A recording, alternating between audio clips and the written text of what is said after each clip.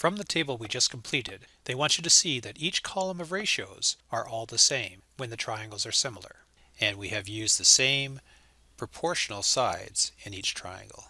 And we can conclude that any right angle triangle that has a 30-degree angle, the ratio of opposite over hypotenuse is going to be 0.5, and the ratio of the adjacent over the hypotenuse is going to be 0.866, and the ratio of the opposite over adjacent is going to be 0.577. Again, I should be going to 4 decimal places here, but because I was measuring on my computer screen, 3 will be fine. Alright, let's take a look at this next question.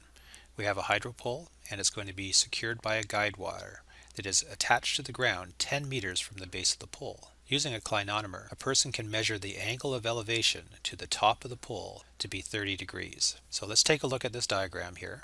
We have the hydro pole, and we have a guide wire that's right here, and it's attached 10 meters from the ground, and the angle of elevation is 30 degrees. So the first thing we should always do when we're working in trigonometry trying to solve the length of sides or angles is label our diagram with hypotenuse, which is opposite the 90-degree angle, opposite, which is going to be opposite the given angle, and adjacent.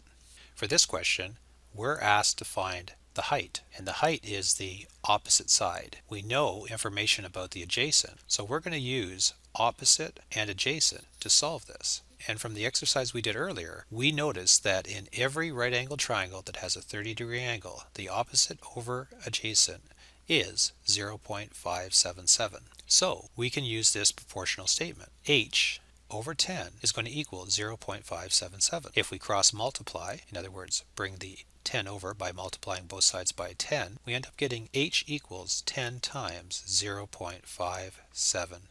And that tells us that the height of the pole is going to be 5.77 meters.